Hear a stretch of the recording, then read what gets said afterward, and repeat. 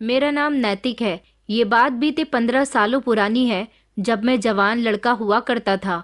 ये दुनिया ऐसी है, यहाँ पर आपकी एक छोटी सी गलती को भी बड़ा सा पाप बना दिया जाता है और आपके बुरे समय में आपको उनकी सजा मिलती है। मेरे साथ भी कुछ ऐसा ही हुआ था। कहते हैं कि ऊपर वाला माफ कर देता है, लेकिन लोग माफ नहीं करते। दिल को सुकून नहीं मिलता, लोग जीने नहीं देते, और कुछ गलतियां हमसे ऐसी हो जाती हैं जिनका पश्चाताप हम कितना भी चाहकर कर लें, मगर कुछ भी पॉसिबल नहीं होता। ऊपर वाले को राजी करने के लिए मैंने अपनी जिंदगी का एक ऐसा कदम उठा लिया था जो मेरे लिए उस बंद कमरे के अंदर मौजूद था। मैं खुद को कोस रहा था कि मैंने ये सब क्यों किया, लेकिन मुझे सिर्फ उन गुनाहों के बारे में पता था जो मैंने किए थे, जो मुझे सुकून लेने नहीं दे रहे थे। मुझे पता था कि मेरे सामने जो बैठी है वो एक ऐसी औरत है जिसके साथ कोई भी इंसान आसानी से रहना नहीं चाहेगा। मैं भी उसके साथ एक घंटा भी नहीं गुजार सकता था।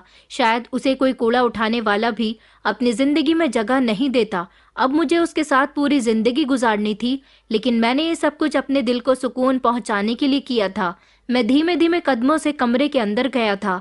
देखा तो वो बिस्तर पर घूंघट डालकर बैठी हुई थी। मैं उसके करीब जाने की हिम्मत कर रहा था। मेरा तो दिल भी नहीं चाह रहा था कि मैं उसका घूंघट उठा लूं।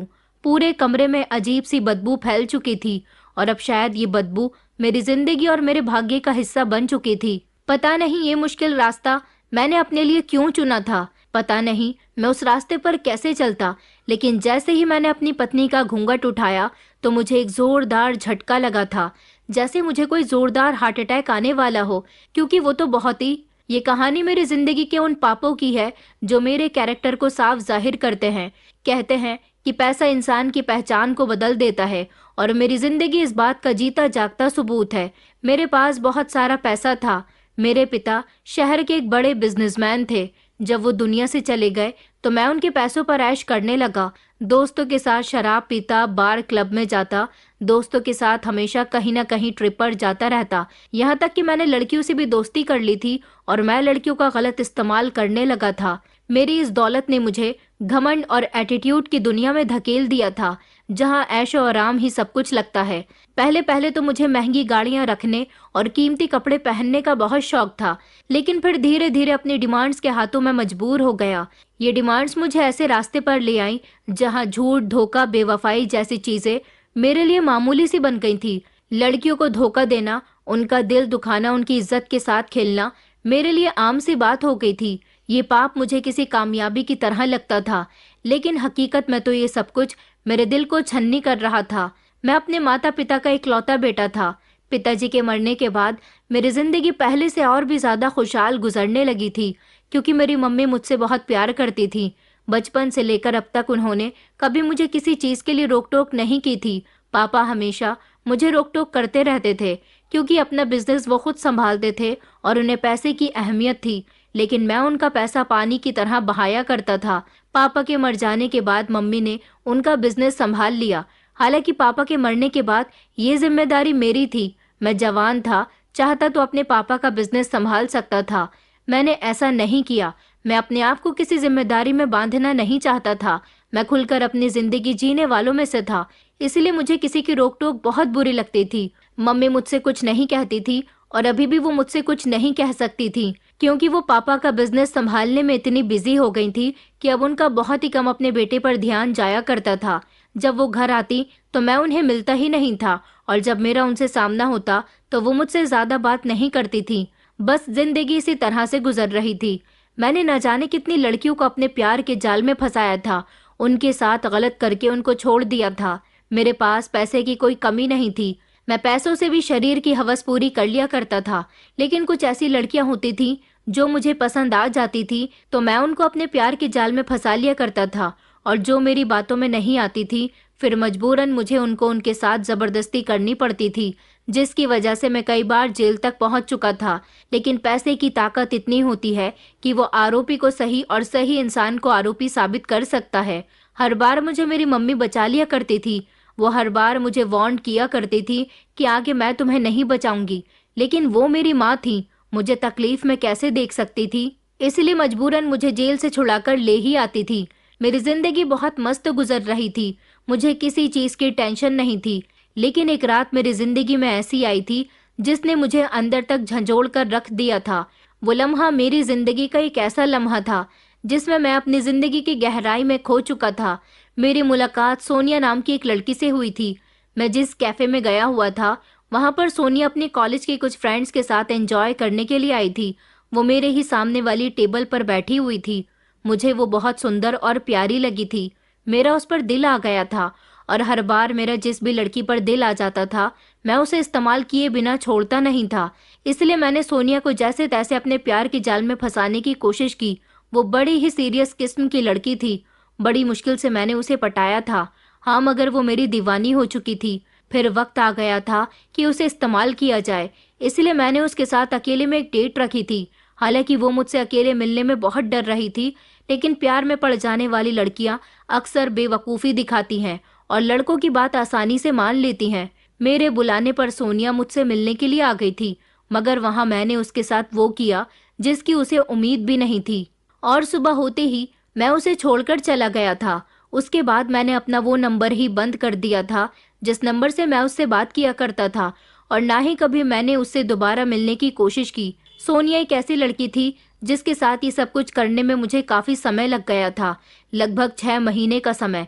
वरना ज्यादातर लड़कियां 1 या 2 महीने में ही मेरे दिल से उतर जाती थी। सोनिया के साथ वक्त गुजारने के लिए मुझे इतना समय लग गया, लेकिन उसकी खूबसूरती ने मुझे उसका दीवाना कर दिया था। उसके साथ ये सब कुछ करने के लिए ना जाने मैंने क्या क्या किया। वो मुझसे बहुत अट्रैक्ट हो गई थी। शायद वो मुझसे मोहब्बत करने लगी थी, लेकिन मेरे दिल में उसके लिए मोहब्बत जैसा कुछ भी नहीं था। मेरी जिंदगी में वही नहीं बल्कि ना जाने कितनी लड़कियां आ चुकी थी, इसलिए मुझे किसी भी लड़की से मोहब्बत नहीं हुई थी। मगर सोनिया एक ऐसी लड़की थी जो इस सब को बहुत सीरियस ले गई थी। उसने जब मुझसे बात करने की कोशिश की तो मैंने उससे बात नहीं की, पर मैंने उससे दूरी बना ली थी। वो समझ गई थी कि मैं उसके साथ बेवफाई कर चुका हूँ। उसने मुझे हर जगह तलाश किया, मगर मैं उसे कहीं भी नहीं मिला, क्योंकि मैं हर बार हर लड़की से अपनी पहचान बदलकर मिला करता था और अपना नाम भी बदल लिया करता था। इसलिए मैं किसी भी लड़की के लिए एक जैसा नहीं था। काफी वक्त ऐसे ही गुजर गया था। आखिरकार एक दिन मेरा सामना सोनिया से ही हो गया। उसने फौरन ही मुझे सबके सामने गिरेबान से पकड़ लिया और वह शोर मचाने लगी, कहने लगी कि मैं तुमसे बहुत मोहब्बत करती थी। तुमने मेरे साथ ये सब क्यों किया? तुमने मेरे साथ मोहब्बत का खेल खेला और उसके बाद मेरा इस्तेमाल करके मुझे छोड़ दिया। बताओ तुमने मेरे साथ ऐसा क्यों किया? मैं पुलिस में तुम्हारे खिलाफ कंप्लेंट करवाऊंगी, तुम्हें सजा दिलवाऊंगी। मैंने सबके सामने उसे जोर से धक्का दिया और कहा कि तुम्हें हिम्मत कैसे हुई मुझे हाथ लगाने की? तुम्हारी इतनी औकात नहीं कि तुम मुझे हाथ लगाओ। आखिर तुम हो कौन? एक मामूली सी लड़की। तुम मेरा सामना करोगी? मैं इस शहर के सबसे बड़े बिजनेसमैन का बेटा हूँ। मेरे पास बहुत पैसा है। तुम्हारे जैसी न जाने कितनी लड़कियां मेरे इर्द गिर्द घूमती रहती हैं। आइंदा मेरे सामने आने की कोशिश भी मत करना, वरना बहुत ही पछताओगी। मेरी उस धमकी और मेरी बेवफाई को सोनिया ने अपने दिल से इस तरह लगा लिया था कि अगले ही दिन मुझे उसकी मौत की खबर मिली। पता चला कि उसने सुसाइड कर ली है। सोनिया की फैमिली में तो कोई नहीं था। वो एक स्टूडेंट थी और अपनी छोटी बहन के साथ एक फ्लैट में रहती थी। जब मुझे सोनिया की मौत के बारे में पता चला तो मेरे दिल पर एक गहरा सदमा पहुंचा था। सोनिया ऐसी लड़की थी जिसके साथ मेरा दोबारा से टकराव हुआ था, वरना किसी भी लड़की से दूर जाने के बाद मेरी उस लड़की से मुलाकात दोबारा नहीं होती थी। मुझे सोनिया की मौत का बेहद अफसोस था और सबसे ज्यादा अफसोस इस बात का था कि उसकी मौत की वजह मैं हूँ। उस रात मुझे नींद नहीं आई थी, मगर मेरी आंख लग भी जाती तो सोनिया मेरे सपने में आ जाती थी और बस यही कहती थी कि मैं तुमसे बदला जरूर लूंगी। तुमने मेरे साथ बहुत गलत किया। मेरी मौत तुम्हारी वजह से हुई है।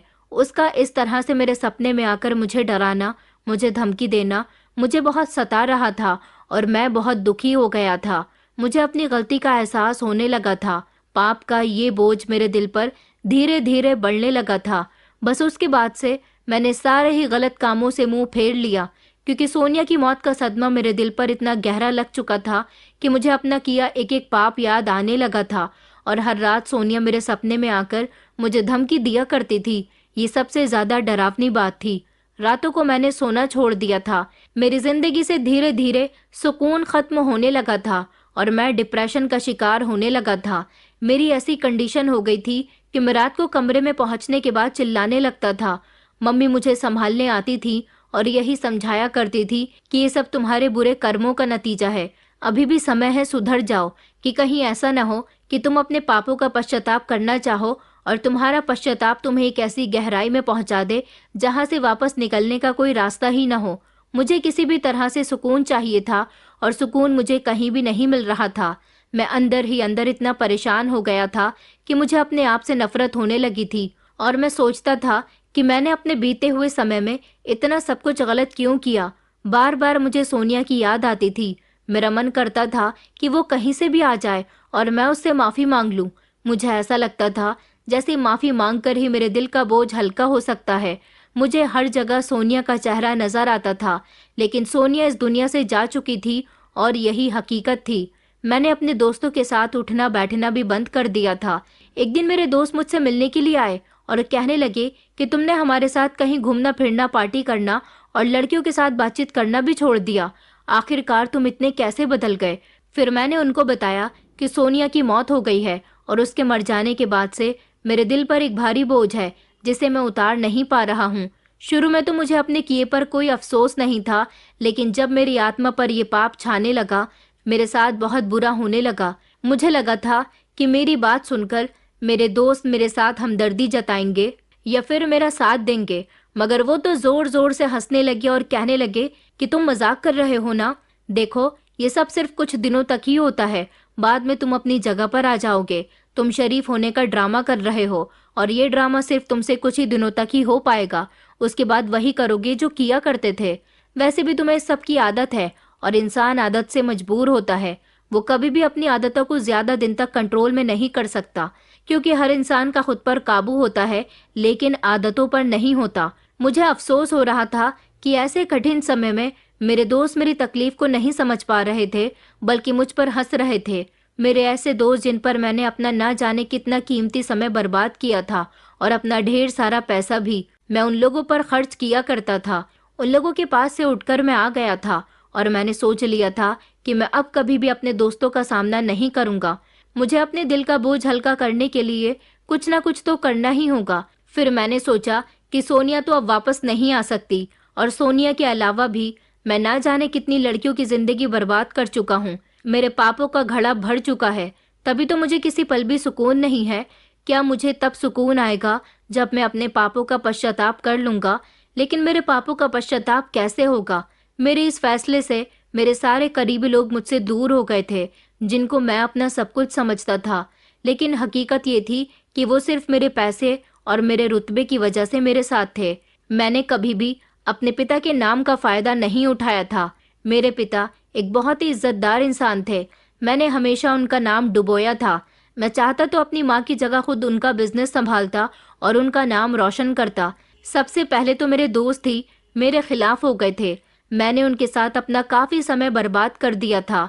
रात के समय पार्टियां करना, कोठों पर जाना, बिना मतलब लड़ाई झगड़ा करना। मेरे पैसे और नाम का वो लोग खूब फायदा उठाया करते थे। अब जबकि मैं बदल गया था और मैंने उन लोगों के साथ उठना बैठना भी बंद कर दिया था, तो उन्हें मेरा ऐसा रूप पसंद नहीं था। वो लोग मुझे पहले जैसा ही ठीक समझते थे। उन्हें मेरा ये नया रूप पसंद नहीं आया था, क्योंकि मेरे इस नए बदलाव से उनका फायदा खत्म हो गया था। क्योंकि वो हमेशा मेरे पैसों पर ऐश करते थे और अब मैंने फिजूल खर्ची करनी बंद कर दी थी और अपने पापा का बिजनेस ज्वाइन कर लिया था और अब मैं पैसे भी बहुत सोच समझकर खर्च करने लगा था। मेरे इस बदलाव पर मेरी मम्मी बहुत खुश हुई थी। उन्होंने कहा था कि बेटा, जिंदगी की हकीकत यही है कि अगर हम अच्छाई के रास्ते पर चलेंगे तो हमारे साथ हमेशा अच्छा होगा, और अगर हम बुराई के रास्ते पर चलेंगे तो हमारे साथ हमेशा बुरा होगा। इसलिए बुरा करने से पहले बुरा होने के अंजाम के बारे में सोच लेना चाहिए। मम्मी की बात मुझे अच्छी तरह से समझ आ रही थी, क्योंकि उन्हें मेरी हालत पर तरस आने लगा था और ये एहसास भी होने लगा था कि जब मैं बिगड़ा हुआ था तब वो मुझ पर रोक टोक क्यों नहीं करती थी। अगर उन्होंने मेरे ध्यान से परवरिश की होती तो शायद मेरे लिए अब ये वक्त न आया होता। फिलहाल मैं चाहता था कि मैं अपने पापों का पश्चाताप करने के लिए किसी ऐसी लड़की से शादी करूं जिसे किसी के सहारे की जरूरत हो। जिस हिसाब से मैं लड़कियों की इज्जत खत्म कर चुका था, शायद इसी तरह से मेरे दिल को सुकून मिल सकता था। दुनिया की सारी लड़कियों की मदद तो मैं नहीं कर सकता था, लेकिन कोई एक ऐसी लड़की जो बेहद जरूरतमंद हो, जिसके साथ बंधन में बंध जाने पर मेरे सारे पाप धुल जाएं। इसलिए मुझे किसी ऐसी ही लड़की की तलाश थी। लेकिन मैं ऐसी लड़की को कहाँ तलाश करता, मेरी कुछ समझ नहीं आ रहा था। मैंने अपनी मम्मी से भी बोल दिया था कि मुझे शादी करनी है, और मैंने पहले जो कुछ भी किया है उस सब से छुटकारा पाकर अपने दिल को तसल्ली दिलानी है। ऐसी ज़रूरतमंद लड़की कहाँ मिलेगी? मुझे ऐसी लड़कियों की तलाश करनी होगी, और जो लड़की मुझे सबसे ज़्यादा ज़रूरतमंद और हालात की मारी मिलेगी, मैं उसी से शादी कर लूँगा। मगर मैं उसे ज़बरदस्ती की शादी नहीं कर सकता। ऐसी लड़की से शादी मेरी तभी होगी जब वो अपनी मर्जी से मुझे एक्सेप्ट करेगी। मैंने सोचा कि मुझे ऊपर वाले पर भरोसा रखना चाहिए, और जिस अच्छे काम के बारे में मैं सोच रहा हूँ इसकी शुरुआत मुझे कर देनी चाहिए। इसलिए अब मैं ऑफिस जाते समय और वहां से आते समय रास्ते में नजर रखता हुआ आता था कि कहीं तो मुझे कोई ऐसी लड़की मिल जाए। ये रास्ता आसान नहीं था, लेकिन मैं इस काम को अंजाम देने के लिए अपनी नई जिंदगी की तरफ बढ़ रहा था। मैंने अपनी मम्मी से भी कहा था कि मेरे लिए ऐसी लड़कियों को तलाश करो जो सबसे ज्यादा गरीब हों, सबसे ज्यादा जरूरतमंद हों, जिसके साथ मैं अपनी गलतियों को सुधार सकूं। मम्मी कहने लगी कि बेटा ठीक है, मैं ध्यान रखूंगी। अब मम्मी घर में रहने लगी थी और मैं ऑफिस जाकर काम संभालने लगा था।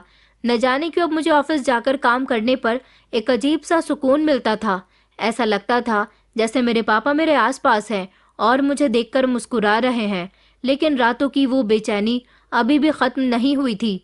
मैं रातों को रोया करता था और सोनिया की आत्मा से माफी मांगता था। फिलहाल मेरी जिंदगी का रूटीन बदल चुका था। मैंने अपने आप को काफी हद तक बिजी कर लिया।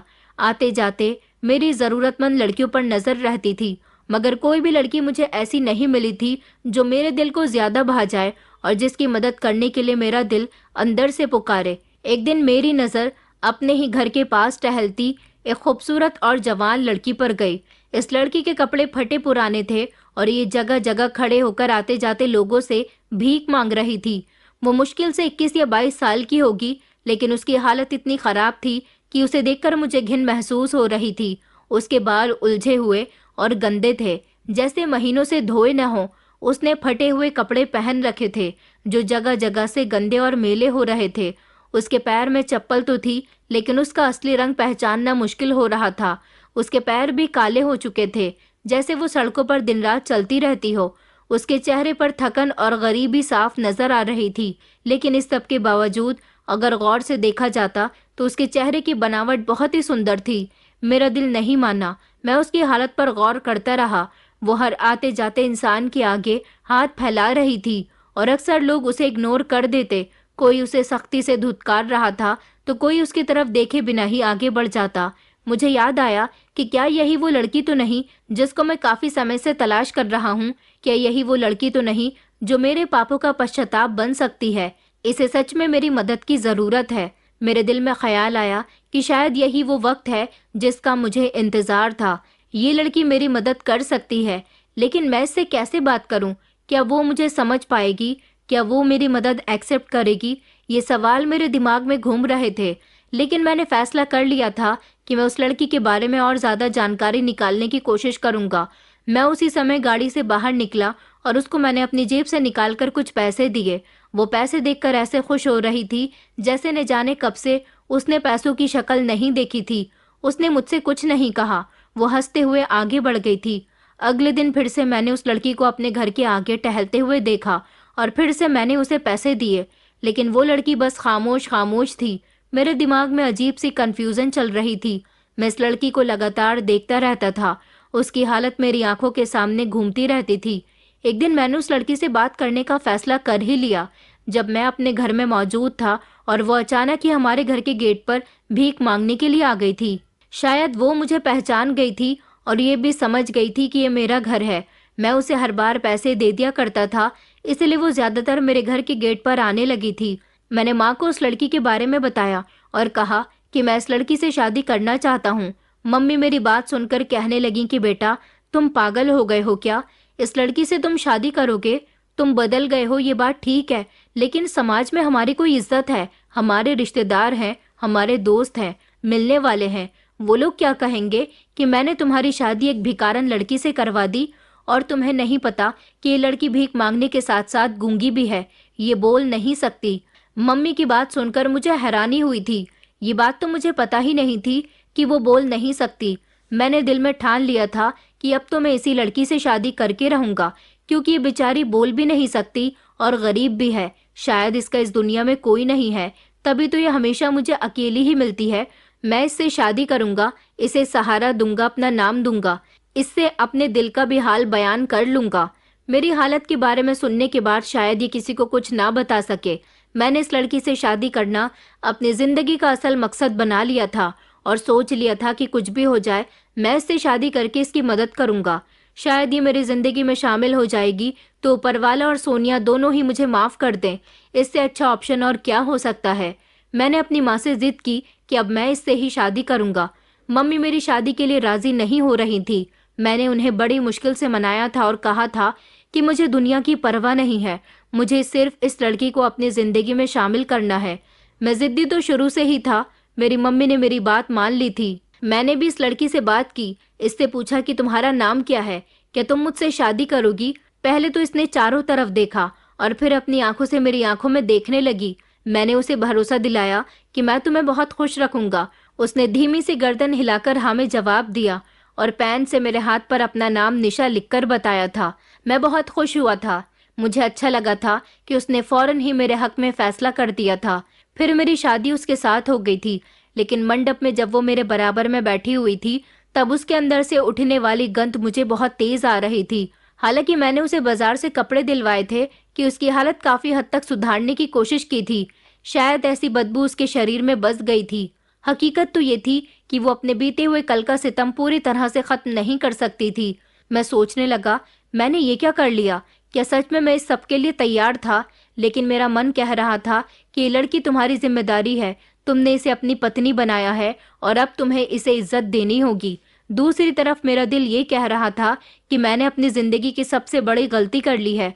मैं सोचने लगा, क्या सच में इस लड़की के साथ मेरी जिंदगी पूरी हो सकती है। क्या मैं अपने बीते हुए कल को भुला सकता हूँ। वो मेरे कमरे में जा चुकी थी। थोड़ी देर के बाद मैं भी कमरे के अंदर गया तो एक अजीब सी बदबू आ रही थी। मेरे दिल में ख्याल आया कि शायद मैंने बहुत जल्दी फैसला कर लिया। मुझे कुछ सोचने समझने के लिए समय चाहिए था, लेकिन अब मेरे पास भागने का कोई रास्ता नहीं था। मैं कमरे के अंदर गया, उसके पास जाकर बैठ गया। जैसे ही मैंने उसका घूंघट उठाया तो मेरे होश उड़ गए थे। ये वो लड़की नहीं थी जिसको मैंने देखा था, बल्कि ये तो कोई परी लग रही थी। ये इतनी सुंदर थी कि मुझे अपनी आंखों पर विश्वास नहीं हो रहा था। लाल दुल्हन के कपड़ों में वो बेहद ही खूबसूरत लग रही थी। उसके गोरे गोरे हाथों पर मेहंदी थी। आज वो साफ सुथरी होकर मेरे सामने आई थी, इसलिए मैं उसे पहचान भी नहीं पा रहा था। उसका असली रूप आज मेरी आंखों के सामने था। दुनिया की थकन और रुसवाई ने उसे मेला कर दिया था। वो मेरी तरफ बड़ी अजीब नजरों से देख रही थी। उसे देखकर न जाने क्यों मेरी आंखों में आंसू आ गए थे। मेरी हिम्मत नहीं हो रही थी कि मैं उसे हाथ लगाऊं। ऐसा लगता था जैसे अगर मैंने अपना हाथ उस पर लगा दिया तो ये मेली हो जाएगी। वो लगातार मुझे देख रही थी। उसने मेरे हाथ पर अपना हाथ रख दिया, मगर मैं उसे हाथ नहीं लगाना चाहता था। ना जाने क्यों मुझे सोनिया और बाकी सारी लड़कियों की याद आ गई और मैं फूट फूट कर रो दिया। मैंने उसे वो सब कुछ बता दिया जो मैं अपने बीते हुए कल में कर चुका था। मैं उसके आगे हाथ जोड़कर माफी मांगने लगा और कहने लगा कि तुमसे शादी मैंने इसीलिए की है ताकि मैं अपनी गलतियों को सुधार सकूं, तुम्हें सहारा दे सकूं। मुझसे तुम्हारे लिए जितना हो सकेगा मैं करूंगा।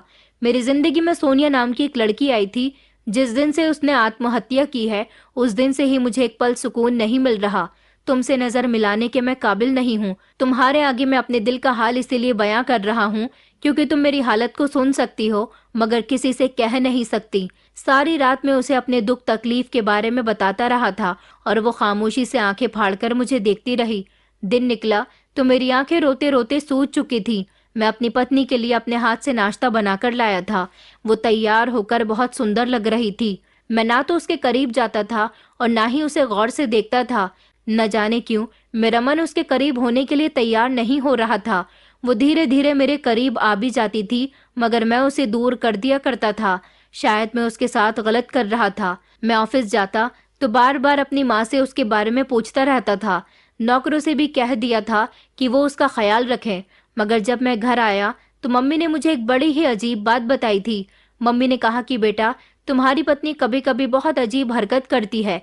एक दो बार लगता है जैसे तुम्हारी पत्नी किसी से बात कर रही है। मैंने कहा माँ, वो बात कैसे कर सकती है, शायद आपको वहम हुआ होगा। मम्मी कहने लगी कि अच्छा ठीक है बेटा, लेकिन तुम्हारी पत्नी मेरे पास नहीं बैठती, मुझसे बात नहीं करती। मैंने मम्मी से कहा कि मम्मी, वो आपके पास बैठकर क्या करेगी? दो इंसान जब एक दूसरे के साथ बैठते हैं तो आपस में बातें करते हैं, मगर वो तो बात ही नहीं कर सकती। मम्मी कहने लगी कि अच्छा ठीक है। मैंने जैसे तैसे मम्मी को तो समझा दिया था। मैं निशा का ख्याल रखने की हर तरह से कोशिश करता था, मगर मैं उससे दूर रहता था, उसकी बेहद इज्जत किया करता था। लेकिन रात को जब मैं सोने के लिए बिस्तर पर लेटता और मेरी आंखें बंद होती तो मुझे फिर से वही बेचैनी सताने लगती थी। मेरे सपने में सोनिया आया करती थी। मैं घबराकर उठकर बैठ जाता था। निशा समझ नहीं पाती थी कि मुझे क्या हो रहा है, और फिर मैं रो रो कर उसे अपनी पुरानी गलतियों के बारे में बताया करता था। निशा का कोई रिएक्शन नहीं होता था, बस वो आंखें फाड़ फाड़ कर मुझे देखती रहती थी। मगर अजीब बात ये थी कि वो मुझे तसल्ली नहीं देती थी। हमारे घर में आने के बाद उसके रंग ढंग बहुत बदल गए थे। उसने अपने आप को पूरी तरह से बदल लिया था। अगर मैं उसके करीब नहीं जाता था तो वो भी मेरे करीब नहीं आती थी। न मेरे साथ कोई हमदर्दी करती थी, न ही मेरे किसी काम का ध्यान रखती थी। मम्मी हमेशा मुझसे उसकी शिकायतें करती रहती थी, लेकिन फिर भी मैं निशा के साथ हमदर्दी से पेश आता था और अपनी मम्मी से कहता था कि आपको कोई हक नहीं बनता मेरी पत्नी को कुछ भी कहने का। निशा की खातिर मैं मम्मी को भी डांट दिया करता था। मैं बहुत खामोश खामोश सा रहता था। वो बेड पर सोती और मैं सोफे पर सोया करता था। जितना होता उससे दूर रहने की कोशिश करता था। वक्त इसी तरह से गुजरता जा रहा था। मैं खुश था कि मेरी पत्नी बहुत अच्छी है और उसे हर तरह का आराम मिल रहा है। एक दिन मैंने एक डॉक्टर से बात की और उनको अपनी पत्नी की कंडीशन के बारे में बताया। उन्होंने कहा कि हम आपकी पत्नी को देखना चाहते हैं, उनसे मिलना चाहते हैं ताकि देख सकें कि उनकी कंडीशन कैसी है। दरअसल मैं अपनी पत्नी का इलाज करवाना चाहता था। मैं चाहता था कि अगर पॉसिबल हो तो मेरी पत्नी का ट्रीटमेंट हो जाए और वो बोलने लगे। ज्यादातर निशा इशारों में ही बातें किया करती थी। मैं चाहता था कि वो भी बोलने लगे। इसलिए एक दिन मैंने निशा से कहा कि निशा, मैं तुम्हारा इलाज करवाना चाहता हूँ। मेरी बात सुनकर निशा चौंक गई और फटी फटी नजरों से मुझे देखने लगी, जैसे वो मुझसे कुछ कहना चाहती हो, लेकिन वो बोल नहीं सकती थी। इसलिए अपनी बात मुझसे कैसे कह सकती थी। हाँ, मगर इशारों में वो मना करने लगी कि मुझे अपना इलाज नहीं करवाना। मैंने कहा कि नहीं, मैं तुम्हें डॉक्टर के पास ले जाऊंगा। वो इशारे से कहने लगी कि मेरा इलाज नहीं हो सकता, मैं बचपन से ही ऐसी हूँ। मैंने कहा कि कोई बात नहीं, मेरे पास पैसे की कमी नहीं है और ये दुनिया बहुत बड़ी है। इस दुनिया के किसी न किसी कोने में तो तुम्हारा इलाज होगा ना, चाहे मुझे तुम्हारा इलाज करवाने के लिए कितनी ही दूर क्यों न जाना पड़े। मैं हर जगह जाऊंगा, लेकिन तुम्हारी ठीक होने में मदद करूंगा। वो मेरी बात पर घबरा गई। इलाज की बात सुनकर मम्मी भी खुश हुई थी। उन्होंने कहा था कि बेटा, फिर तुम भी हमारी तरह बातें करने लगोगी। मैं उसे अपने साथ ले जाने की बहुत जिद कर रहा था, मगर वो बार बार मुझसे मना कर रही थी कि उसे मेरे साथ डॉक्टर के यहाँ नहीं जाना। मुझे लगा कि शायद वो डर रही है। उस दिन मुझे एक अर्जेंट मीटिंग में जाना था, इसलिए मैं निशा को डॉक्टर के पास नहीं ले जा सका। अगले दिन फिर से मैंने निशा से कहा कि चलो, मैं तुम्हें डॉक्टर के यहाँ लेकर चलता हूँ, तो उसने फिर से इनकार कर दिया। मैंने उसके बाद उससे कोई जोर जबरदस्ती नहीं की, लेकिन ना जाने क्यों मेरे दिल में ये कमी रहती थी कि मुझे निशा को समझाना चाहिए। इसलिए मैं उसे समझाने के लिए बैठ गया था। मैंने उससे कहा कि देखो, इस दुनिया में अब कोई भी इलाज इम्पॉसिबल नहीं है। मैं एक बार कोशिश करके तो देख सकता हूँ ना कि तुम्हारी आवाज वापस आ सकती है या नहीं। लेकिन अभी भी लगातार निशा गर्दन हिलाकर मना कर रही थी। मैंने कहा चलो तो फिर ठीक है, तुम्हारी मर्जी, मैं तुम्हारे साथ जबरदस्ती नहीं करूंगा। और मैं उसके पास से उठकर चला गया था। वो मुझे देखती रह गई थी। अगले दिन सोनिया की तबीयत बहुत खराब हो गई थी। मुझे पता चला कि उसकी तबीयत खराब है तो मैं पागल हो गया और फौरन ही उसे अस्पताल लेकर गया था। उसे मलेरिया हो गया था और डॉक्टर ने उसे आराम करने के लिए बताया था, ज्यादा से ज्यादा उसका ख्याल रखने के लिए बताया था। मैं अस्पताल में सारी रात उसके लिए जागता रहा था, उसका ख्याल रखता रहा, उसे किसी चीज की कमी न हो इसलिए उसके पास रहा। निशा की तबीयत ठीक नहीं थी। जब उसकी कुछ तबीयत बेहतर हुई तो उसने आंखें खोल कर देखा। मैं उसके करीब ही बैठा हुआ था। मैंने निशा से घबराकर उसकी तबीयत पूछी तो आने वाले लम्हों ने मेरे पैरों तले से जमीन निकाल दी थी, क्योंकि निशा ने मेरी बात का जवाब इस बार इशारों में नहीं बल्कि आवाज में दिया था। और उसकी आवाज बेहद बारीक और सुंदर थी, लेकिन वो बोल सकती थी, इस बात पर मुझे हैरानी हो रही थी। मैं उसे चौंक कर देखने लगा। मुझे तो यकीन ही नहीं हो रहा था कि क्या सच में उसने मुझे अपनी आवाज में जवाब दिया था कि मैं ठीक हूँ। ये सुनकर मैं चौंक गया था। मैंने कहा, निशा, तुम बोल सकती हो। वो खामोश हो गई और फिर से उसने मेरी बात का जवाब, जी मैं बोल सकती हूँ, में दिया। तो मैंने उससे कहा, तो फिर तुम गूंगी बनने की एक्टिंग क्यों करती रही? मैंने उससे कांपते हुए शब्दों में कहा। उसकी आंखों में अचानक आंसू आ गए और वो कहने लगी कि जी, मैं गूंगी बनने की एक्टिंग कर रही थी और मैं कोई भीख मांगने वाली लड़की भी नहीं हूँ। मैंने उसकी तरफ देखा और कहा, क्या तुम सच कह रही हो? वो कहने लगी, जो मैं कह रही हूँ वो बिल्कुल सच है। मैंने कहा, तुमने ये सब कुछ क्यों किया? कौन हो तुम? तुम भीख मांगने वाली भी लड़की नहीं हो और गूंगी भी नहीं हो, बोल सकती हो। तो फिर क्या है तुम्हारी पहचान? वो कहने लगी कि मैं सोनिया की बहन हूँ, वही सोनिया जिसने आपके खातिर आत्महत्या कर ली थी। उसकी बात पर मैं घबरा गया था।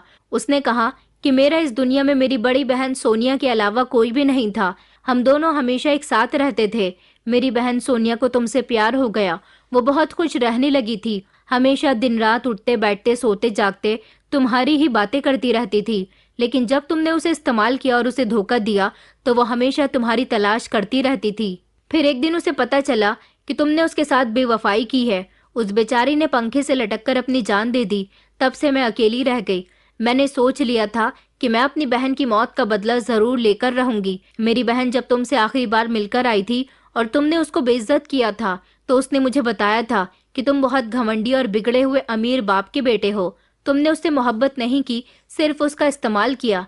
इसलिए मेरी बहन का दिल टूट गया था और तुम उसे कभी अपनाना नहीं चाहते थे, इसलिए उसने अपनी जान दे दी। मैंने अपनी बहन का फोन चेक किया जिसमें उसके तुम्हारे साथ ज्यादा फोटो तो नहीं थे। हाँ, मगर एक फोटो था जिसे देख देख कर वो हमेशा तुम्हें याद करती रहती थी। मेरे पास तुम्हारे फोटो के अलावा तुम्हारी और कोई भी जानकारी नहीं थी, इसलिए मैंने तुम्हारे बारे में जानकारी इकट्ठी की, तुम्हें तलाश किया और फिर एक गरीब भीख मांगने वाली बनकर तुम्हारे घर के इर्द गिर्द टहलती रही। मुझे पता चल गया था कि तुम्हारी जिन लड़कियों पर नजर पड़ जाती है तुम उनको किसी भी हालत में हासिल करके रहते हो। मैं जानती थी कि मुझ पर भी तुम्हारी नजर जरूर पड़ेगी, मगर जैसा मेरी बहन ने मुझे तुम्हारे बारे में बताया था और जैसा मैंने तुम्हारे बारे में सोचा था तुम उस सब से बिल्कुल अलग हो। मैंने सोचा था कि मैं बहाने से तुम्हारे घर में घुसूंगी, तुम्हें और तुम्हारे परिवार को बर्बाद करूंगी, लेकिन तुमने मुझे ऐसा करने का मौका ही नहीं दिया। तुमने खुद मेरे आगे शादी का ऑफर पेश कर दिया। मैं नहीं जानती थी कि तुम्हें मेरी हकीकत के बारे में पता चल गया है या फिर तुम खुद ही एक गरीब लड़की से शादी करना चाहते हो और फिर तुम्हारा इतना नरम और मीठा लहजा, मेरे साथ इतनी इज्जत से पेश आना, मेरे साथ शादी करना, ये जानकर भी कि मैं एक गरीब और गूंगी लड़की हूँ। तुम्हारी ये सारी हरकतें मेरे दिल को छू गईं। मुझे ऐसा लगने लगा कि जिस इंसान के लिए मेरी बहन ने आत्महत्या की है ये वो इंसान नहीं है, बल्कि मेरी बहन गलतफहमी में अपनी जान की बाजी हार गई। जिस लड़की से मेरी बहन प्यार करती थी तुम वो नहीं हो, तुम तो बिल्कुल ही अलग हो। मैं तो यहाँ अपनी बहन की मौत का बदला लेने के लिए आई थी, मगर जब मैंने तुम्हारा बर्ताव देखा तो मैं पूरी तरह से शॉक्ड रह गई। तुम्हारी माँ को भी मैंने तंग करने की बहुत कोशिश की, लेकिन तुमने उनको भी बोल दिया कि खामोशी से सब कुछ बर्दाश्त करें, और तुम्हें ये पता है कि मैं गूंगी हूँ, फिर भी तुम मेरा इलाज करवाना चाहते थे। तुम्हारे दिल में मेरी अहमियत बढ़ गई। तुम्हारी मोहब्बत, तुम्हारा ध्यान, तुम्हारी हर एक चीज ने मेरे दिल में गहराई कर ली है। मैं अपनी बहन की मौत का बदला भूलकर तुम्हारी मोहब्बत में डूब गई। मैंने सोचा था कि मेरी तुम्हारे साथ शादी हो जाएगी तो मैं तुमसे चुन चुनकर अपनी बहन की मौत का बदला लूंगी, तुम्हारे करीब नहीं जाऊंगी, औरत की इज्जत करना क्या होता है तुम्हें सिखा दूंगी। मगर तुम तो खुद ही मेरे करीब नहीं आते थे, मुझसे नजर झुकाकर बात करते थे, मेरी बहन की मौत के लिए शर्मिंदा रहते थे। जो गलतियां तुमने की हैं उनकी माफिया मुझसे मांगते रहते थे, तो फिर मैं तुमसे क्या बदला लेती। आज मैं तुम्हें अपनी हकीकत इसलिए बता रही हूँ क्योंकि मुझे तुम्हारी मोहब्बत का एहसास हो गया। क्या तुम वही इंसान हो जिसने मेरी बहन के साथ गलत किया था? मैं शर्मिंदा होकर खड़ा हुआ था। मैंने कहा कि हाँ, मैं वही इंसान हूँ। मैं अपने आप को बहुत बुरा इंसान समझता हूँ। मुझे अपने आप से घिन महसूस होती है। सोनिया की मौत के बाद मुझे एहसास हुआ था कि मैंने उसके साथ कितना गलत किया। उसकी मौत के बाद मैं काफी संभल गया था। मैंने अपने आप को सुधारने की बहुत कोशिश की, तभी मैंने तुमसे शादी की ताकि मैं अपने पापों का पश्चाताप इसी तरह से कर सकूं। मैं हर तरह से तुम्हारा ख्याल रखना चाहता था कि कोई ऐसी लड़की मेरी जिंदगी में आ जाए जिसे मैं सारी जिंदगी ख्याल रखता रहूं, उसकी ख्वाहिशें पूरी करता रहूं, तो शायद मेरे दिल से सोनिया का ख्याल निकल जाएगा। सोनिया की आत्मा मुझे माफ कर देगी। लेकिन वो अभी भी मेरे सपने में आती है और मेरे दिल को सुकून नहीं है। मैंने निशा के आगे हाथ जोड़ लिया और कहा कि मैं वाकई बहुत बुरा हूँ। मेरी वजह से तुम्हारी बहन इस दुनिया को छोड़कर चली गई। मेरी वजह से उसका दिल टूटा था। काश वो मेरे सामने आ जाए और मैं उससे माफी मांग लूं।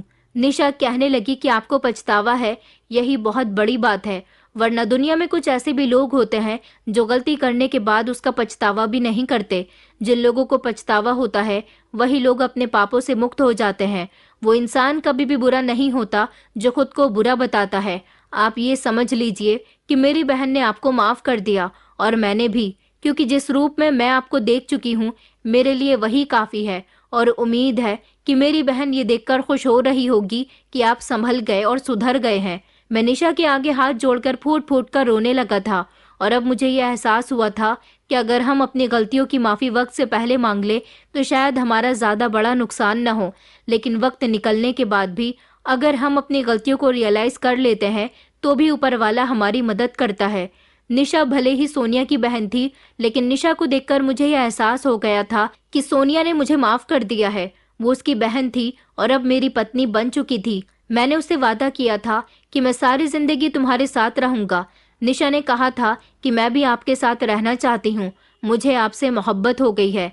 मेरी बहन की मोहब्बत कामयाब ना हो सकी तो क्या हुआ, मैं आपके साथ रहूंगी। मैं आज भी अपनी पत्नी का शुक्रगुजार हूँ जो मेरी जिंदगी में इस तरह शामिल हो गई और मुझे मेरे पापों से मुक्ति मिल गई। और उस दिन के बाद से मेरी जिंदगी में सुकून ही आता चला गया।